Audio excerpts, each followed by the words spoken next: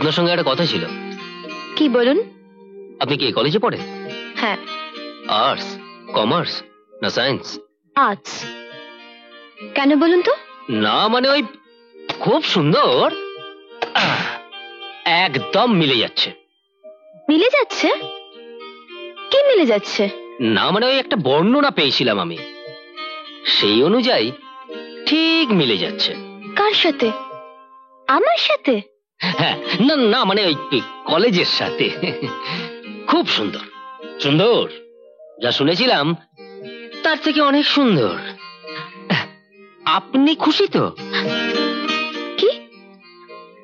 আমার নাম আপনি জানলেন কি করে? আপনার নাম? না মানে আমি আপনার নামের কথা জানতে চাইনি।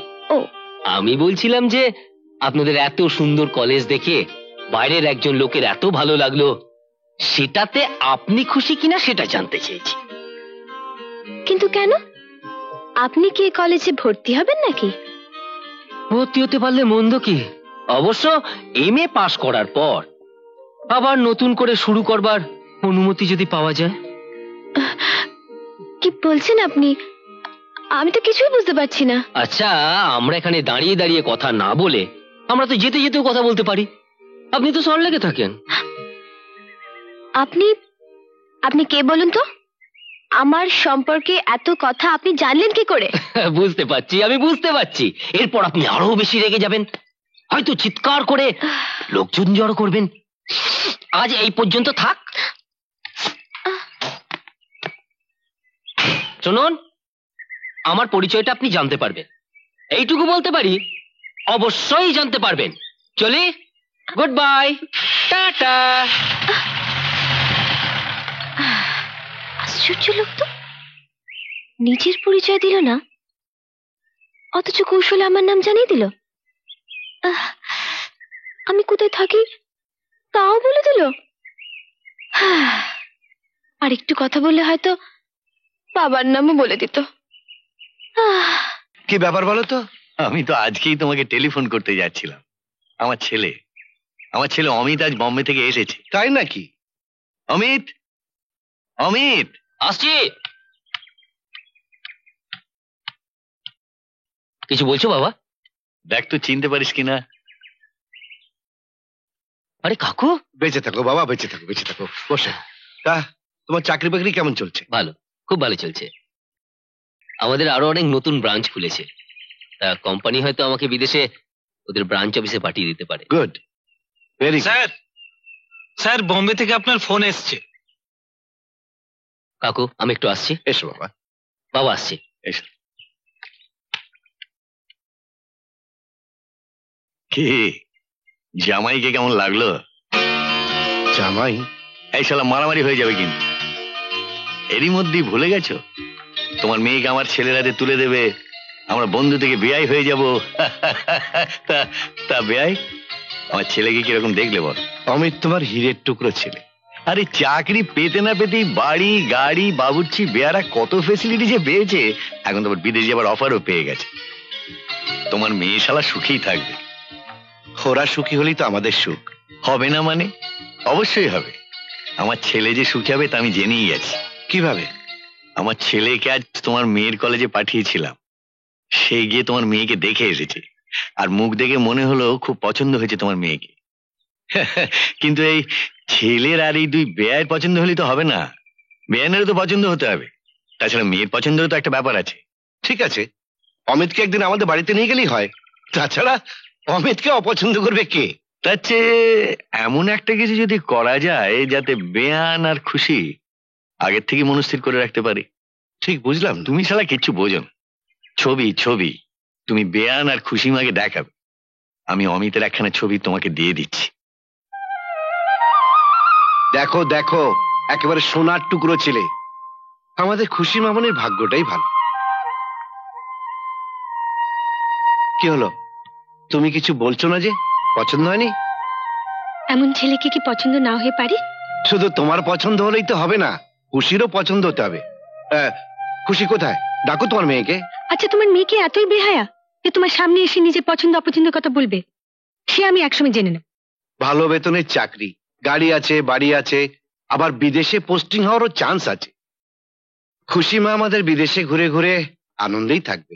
তা তো বুঝলাম, কিন্তু ছেলে যদি খুশিকে পছন্দ না করে? পছন্দ হবে না মানে? আরে আমার মেয়ের মতো মেয়ে পাবে কোথায়? হ্যাঁ, ও আসল কথা তো তোমাকে বলা হয়নি। ছেলে আজ খুশিকে কলেজে গিয়ে দেখে এসছে। হ্যাঁ, খুশিকে দেখে ছেলে খুব পছন্দ করেছে। আমি বধূ সেজে থাকবো, তুমি পালকি এসো। শুভ দৃষ্টি বিনিময়ে তুমি মিষ্টি করে হেসো। এই ছোট্ট জীবনে চাই না কিছু, আমি শুধুই ভালোবেসো।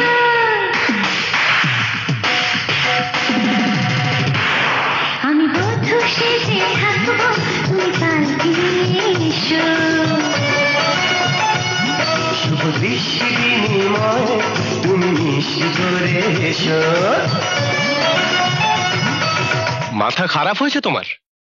কেন? মাথা খারাপ আবার কি হলো? তোমার কথা শুনে মনে হচ্ছে গাড়ি কেনাটা কোনো অবাস্তব জিনিস। আসলে তোমার কি দোষ? সবই আমার কপাল। গাড়ি ছাড়া স্কুল কলেজ যায়নি কোনোদিন, এখন রিক্সায় স্কুটারে ধুলো খেতে খেতে। দেখো হেনা, তোমার মতো বড় লোকের ঘরে আমার জন্ম হয়নি। মধ্যবিত্ত ঘরের ছেলে আমি। বাবা চাকরি করে কষ্ট করে আমাদের লেখাপড়া শিখিয়েছেন। আর এসব জেনেই তো তুমি আমার সঙ্গে প্রেম করেছিলে। তখন তো ভেবেছিলাম তোমার মতো স্মার্ট ছেলে অল্প দিনেই শাইন করবে, অনেক বড় হবে, কিন্তু এতদিনে সামান্য একটা গাড়ি কিনতে পারলে না। গাড়ি গাড়ি কেনার মতো টাকা হাতে থাকলে তো নিজের ব্যবসাটাই দাঁড় করিয়ে ফেলতে পারতাম। দুদিনের মধ্যে এলসিটা খুলতে না পারলে সুযোগটা হাতছাড়া হয়ে যাবে। 3 লাখ টাকা কোথায় পাবো ভাবতে ভাবতে আমার মাথাটা গরম হয়ে যাচ্ছে। কিন্তু টাকার জন্য চিন্তা করছো কেন? টাকা তো আছেই। আছে? 3 লাখ না হোক 2 লাখ তো আছে।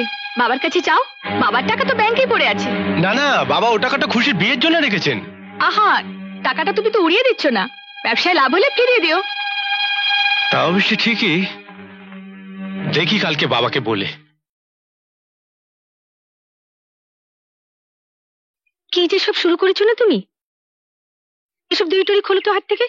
রিটায়ার করার পর থেকে তোমার এসব বাতিক হয়ে দাঁড়িয়েছে। আহা, প্রেশার মাপার সময় বেশি কথা বলতে নেই, চুপ করো। চুপ করো। আগের সময় পেতাম না বলে খেয়াল করিনি, এখন তো দেখতে পাচ্ছি তোমার প্রেশারটা সকাল বিকেল কেমন ওঠা নামা করছে। খেয়াল তো রাখতেই হবে, সময় মতো ওষুধও খেতে হবে। মা, বাবা, কি হয়েছে? মার শরীর খারাপ নাকি? না রে, তোর বাবার যত পাগলাম। পাগলামি? দেখ দেখ প্রেশার অবস্থাটা দেখ। আমি রিটায়ার করার পর থেকে তোর মায়ের প্রেশারটা কেমন আপ ডাউন করছে দেখ। যাকে তুই কিছু বলবি? না মানে ব্যবসার ব্যাপারে তোমার সঙ্গে কিছু কথা ছিল। বেশ তো, বল না। মা অসুস্থ, এখানে ডিস্টার্ব করা ঠিক হবে না। তুমি বরং ড্রয়িং রুমে চলো। ঠিক আছে, তুই যা, আমি আসছি। আচ্ছা। আহা, এসব থাক না এখন। হ্যাঁ? তুমি বরং তুহিনের সঙ্গে কথা বলে এসো। ও আচ্ছা আচ্ছা, ধর তোমা দাও। দেখিস শালা।